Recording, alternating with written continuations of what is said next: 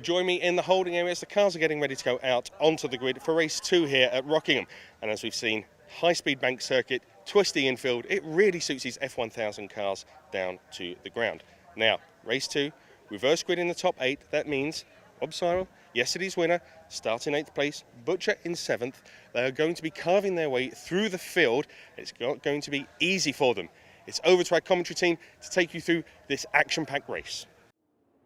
Yeah, thanks Lloyd. Cars lining up ahead of this always entertaining reverse grid race. It's Rob Bailey who benefits and gets the pole position ahead of Adam Walker. He is one to watch. Then it's Rob Welham and Dax Ward. Then our top 4 from race 1. Clowes, Watton, Butcher and Sayell on the 3rd and 4th rows respectively. Peter Lague and Alwyn Rhodes-Mays will continue their scrap from the 5th row ahead of Andrew Wheals, Iyengar and Mark Fortune are 2 retirements from race 1.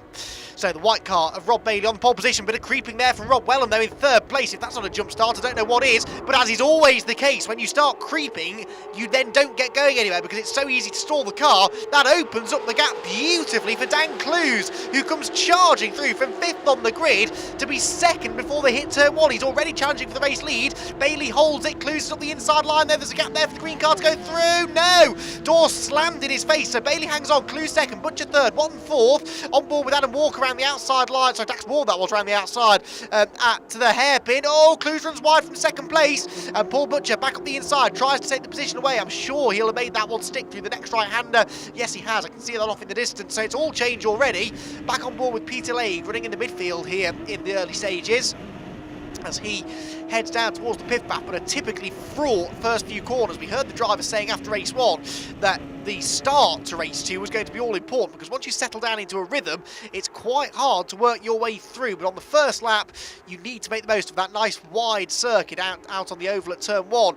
Robert Bailey, though, is still leading the way. Rob Bailey fending off the Paul Butcher car in 2nd place, but he runs wide. We're on board with Dan Clowes in 3rd, who's got a grandstand view of this lead battle going on in front of him. Dan, in turn, is defending from his big championship rival, Michael Watton, who's alongside. Michael Watton to the outside line, down towards the Brook chicane. Dan Clowes really could do with hanging on to this one, but Watton goes through. Michael Watton takes 3rd place away, and that was crucial because the gap between the two of them, remember, has gone out as a result of Watton beating Clowes in the first race. It's now out to 9 points between the two of them, as at the front of the field, Paul Butcher finally, after 1 lap, gets through ahead of Robert Bailey. But Paul Butcher started 7th on the grid. He's already in the lead, and in fairness, Robert Bailey is now coming back at him, but he's outbraked himself down to the hairpin. Oh, Michael Watton thought about going up the inside line, but Bailey was always going to slam the door in his face.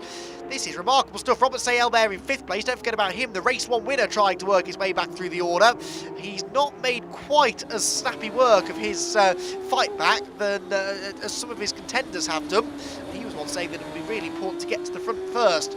On board with Adam Walker here, he's running just behind that lead group and starting to close in with all of their battling going on. Watton back up the inside, takes 2nd place away from Robert Bailey. That was a nice move down at Kirby. We said in race 1 that's not really a place where you tend to see many overtakes, but that was nicely done by Watton.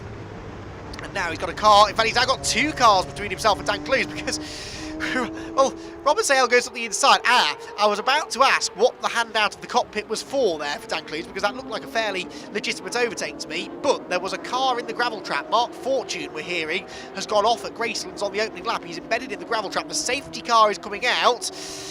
Well, Hans coming out of the cockpit again, but that's caught a few drivers on the hop. But I wonder whether Dan Clowes was frustrated there because he feels the overtake happened under yellows. There is the stricken car. You can see the yellow flags in the background, along with now, of course, the safety car boards. And maybe Dan Clowes feels that that move should not have been made. So the order is Butcher leading the way, Watton 2nd, Bailey 3rd, Sayell is 4th, but that could be a slightly dubious 4th. Dan Clowes is in 5th place and possibly being waved back through, is he? They're having a real conversation with each other, these two, which is easier said than done where you're travelling around at still speeds in excess of the national speed limit behind the safety car. But no, Sayell is not handing that 4th place back over without a fight, is he? Now, of course, there's no overtaking allowed behind the safety car, so Dan Clowes can't actually take the position back now, but he can maybe try and discuss via hand gestures with Robert Sayell that once the safety car comes in, he feels he ought to be given that place back. Hopefully this shouldn't take too long, though. That car does look fairly well embedded in the Gracelands gravel trap. The marshals and recovery crew on the scene already then. Paul Butcher, well, Paul looking for that first win of the season, of course. to take that first win of the season, though. He's going to have to fend off the championship leader, Michael Watton. But Michael saying after race 1 that he does not feel the car has quite had the pace this weekend that he's had at previous meetings this year. So that will be music to Paul Butcher's ears, I'm sure, as he hopes that he can maybe try and do something about this and take the race victory.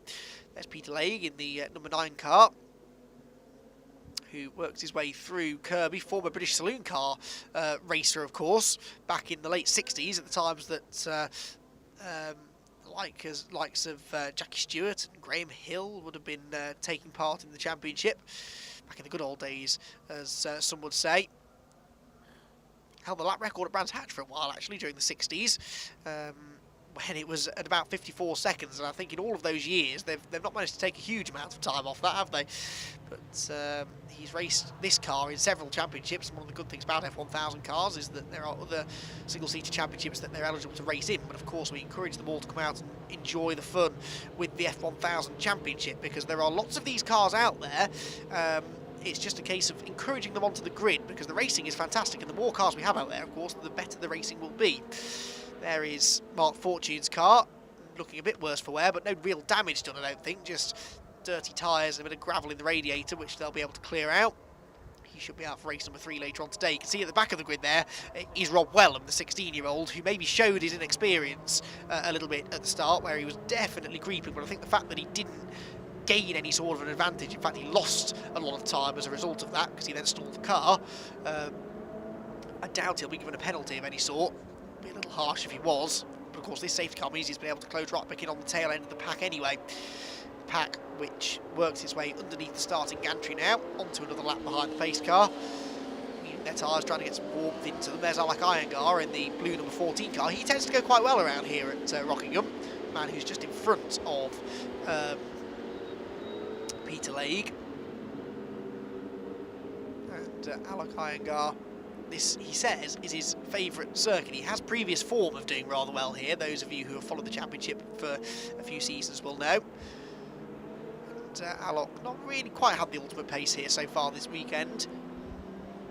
But of course that non-finish in race 1 meant that we didn't really get to see the best of him. You'll be sincerely hoping that the car keeps together this time around. He can maybe start working his way through the order. He's just in front of Peter Lague, and then behind I think is Andrew Wheals, who's got a rather snazzy new livery on the car for this weekend. Safety car should be in this lap, hopefully. I would imagine with the recovery process now complete. Paul Butcher with Michael Watton not far behind. You can see Butcher already starting to drop back now.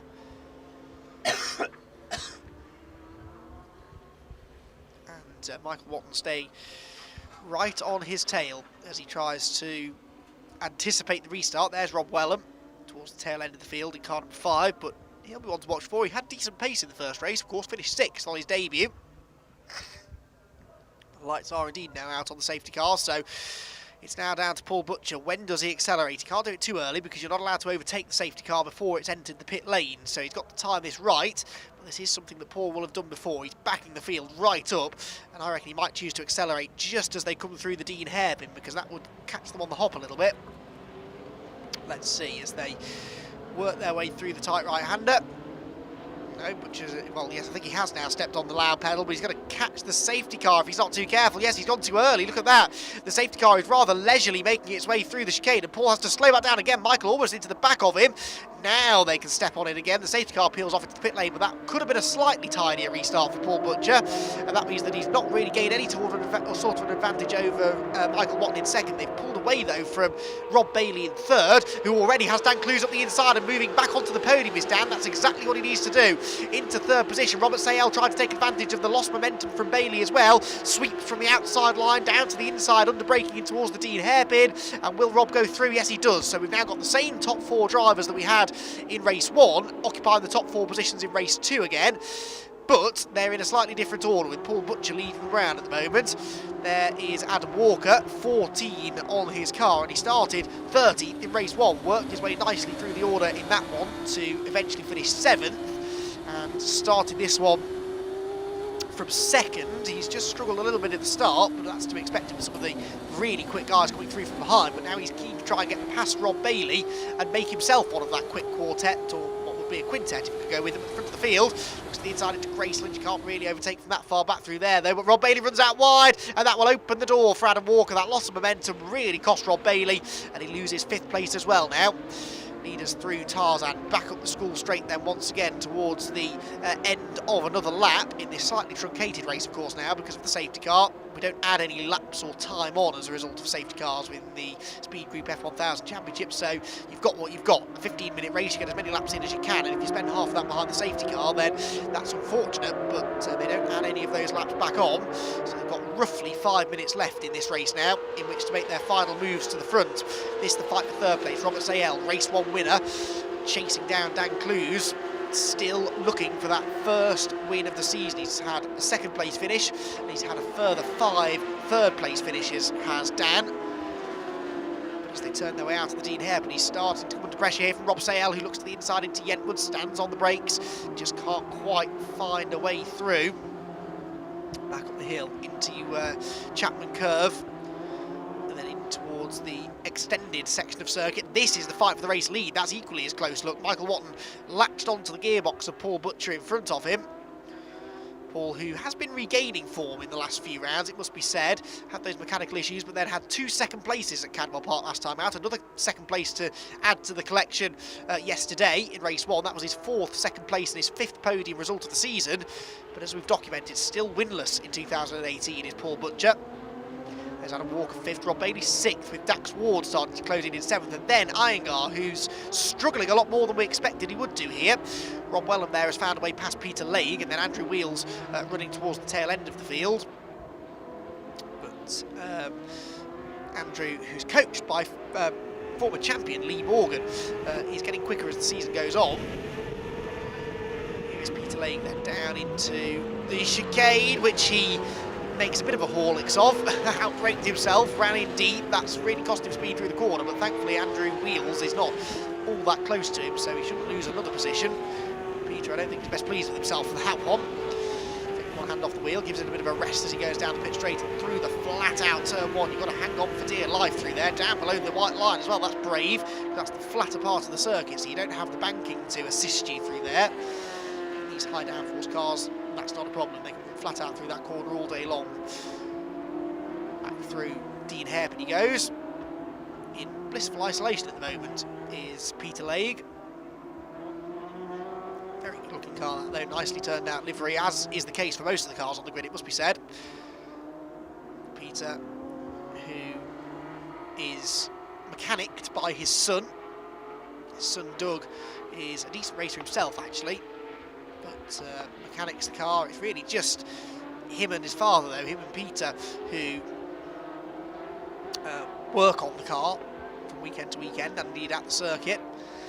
Peter actually has a pilot's licence, but says he doesn't really have enough time to do that because he's always working on his car. But he is a man of many talents, is Peter, and a real character as well to chat to in the paddock. Right, this is getting interesting now for the race lead because Michael Watton could not be any closer to Paul Butcher's car as it goes through turn number 1, and Michael Watton pulls to the right-hand side of the road, pulls to the left-hand side of the road. He's on the inside. He's surely going to take the race lead away here. They almost bang Wheals down into the hairpin at Dean. This is getting very tight indeed, and no, Paul Butcher hangs on, runs a bit deep, but that was really forceful defensive driving from Paul Butcher. That, if we ever had any doubts as to how much Paul Butcher wants to win a race here this season, that will have dispelled those doubts well and truly. Fantastic driving though, well, aggressive driving anyway from Paul Butcher. I'm sure Michael Watton didn't appreciate it too much, but Paul has held on to the race lead. In fairness, there was no contact, neither car was forced off the road, it was just firm, hard racing. Down through Kirby they go again. They pull a bit of a gap on the rest of the cars behind. Whoops, that's a spin for Andrew Wheals, who had caught Peter Lague over the last few laps, and as you can see there, was just starting to try and build up a bit of an attack, and around he goes down at Yentwood. Alwyn Rhodes Mays goes through as a result. As I was about to say, the leading two had built up a bit of a gap over the 3rd place car of Rob Sayell, but that little bit of side-by-side action they just had up at the Dean hairpin last time around has meant that gap started to come down. So as they come through the Brook chicane this time around, it's almost 3 cars for the race lead now. This race building to a real crescendo. And, well, can Michael Watton hang on to second place? Is he going to find himself the meat in the sandwich as we go on to the final lap of the race? He's close again, though, to Paul Butcher. Now, we know that Paul will defend the inside line this time, I'm sure, as he comes out of turn number 1. So Watton might be forced to go to the outside, but he's going to have a go at this, surely, in the slipstream down towards Dean. Well, Butcher sort of defends at the last minute, so Watton goes around the outside. He's really late on the brakes. Oh, he's too late on the brakes. Michael Watton off onto the grass. He could lose second place. He will lose second place. Robert Sayell goes through, and that was not in the script for the championship leader. Michael Watton was on course there for a fairly simple second place. He wanted the win, though. He went for the move, and it's all gone wrong. He's dropped off onto the bottom step of the podium now, and that means he won't be taking quite as many points out of Dan Clowes as he would have been. So that promotes Robert Sayell into second place. Now, can Robert pull off the reverse grid victory? That is really difficult to do. Only Michael Watton has managed to do it so far this season. And, well, that would be quite the achievement if he could make this one work. He's right on the tail of Paul Butcher. He carries much more speed through Gracelands. He'll be close enough to attack down towards Tarzan. Butcher doesn't really defend the inside line. Robert Sayell has a look but can't quite get there. One more opportunity though, and that's down into the Brook chicane. They're both a bit scrappy coming out of the Tarzan hairpin. They're dropping Michael Watton in third slightly though, so it's down to these two, Butcher and Sayell. Butcher looking for his first win of the season, Sayell looking for his second of the weekend, but I think that Paul Butcher finally is going to do it. He's got just enough to hang on as they come out of the chicane, and for the first time this year, Paul Butcher wins in the Speed Group F1000 Championship. A fantastic race. The eventual margin of victory just 0.2 of a second over an opportunistic Robert Sayell, who moves up into second place on the final lap. Michael Watton, well, he's still on the podium. He still beats his championship rival Dan Clowes, but that could have been an awful lot better. He handed away essentially 3 championship points there by losing second place. Confirmation of the result then. Butcher, Sayell and Watton your podium finishes, with Clowes again unlucky in 4th. Adam Walker, his weekend ever improving in 5th then. Then it's Robert Bailey, Dax Ward, Alec Iyengar, Peter Lague and Alwyn Rhodes-Mays rounds out the top 10. Andrew Wheals 11th after his spin. We lost Mark Fortune in the gravel. We also lost Rob Welham, unfortunately, with mechanical dramas towards the end. Paul, fantastic prediction yesterday. You said you could try and do one better, and here you've done it. You top step on the podium. Well done. Yeah, it was a very tough race. Working my way through on the reverse grid is never straightforward, and then keeping Mike and Rob behind I had some pretty wide elbows at various points on that, but really pleased to have got a first place, really pleased. Well, congratulations. We look forward to seeing you out there in race 3. Thank you very much. Rob, congratulations on second place. That was a daring move, though. Awesome. Yeah, I said yesterday the key was to start. I did get away quite clean, but I did see that Paul slipped through quite quick, and I was like, oh no. Then we come under a safety car, so I was praying that third place man Rob Bailey was going to keep up with the other two, because he's fairly new, and I didn't know if that was going to be his downside. But in fairness, he was good. So yeah, then it was all about making a few moves up. I passed Dan Clowes around the outside at the top in the straight. I was pretty impressed with that after getting in his slip. So yeah, and then up to second. I think probably one more lap I may have had Paul, because my car was coming on, and I think theirs were getting worse. So yeah, my setup was obviously pretty good. And hopefully it's going to be the right setup for the final race. Well, I believe we're on pole for the final because we got the quickest lap in that race. So hopefully it's a repeat of race 1, but we'll see. We'll look forward to seeing that. Cheers, Rob. Thank you. Michael, another third place. Tough coming through the traffic as damage to your car sort of pays testament to. Yeah, it was actually we made a setup change from yesterday, and the car was a lot better. I thought that race. I thought relative to our competition, we were a lot stronger. I caught the back of Rob coming up into Piff Path. I'm not sure if he missed a gear, just caught me out a little bit. So actually, apart from the fast left at Gracelands, the car was pretty good for most of the circuit. So yeah, I felt I had the pace to beat Paul. He just about did enough to hold me off, and then had a big go on the last lap. Rob took advantage as he would, and we're third again, but we're still in front of Dan, our closest challenger, so I feel positive that we can maybe win the last race of the weekend. I think we've made a definite improvement today. And all good points for the championship. Yeah, absolutely. We've beaten our closest challenger both races, so probably, although it's not been our best weekend, we're still extending our championship lead. So I think you just got to make the best of when you're not as competitive as you'd like to be, and capitalise when you're strong. Well, we'll look forward to seeing you after race 3. Yeah, thank you very much.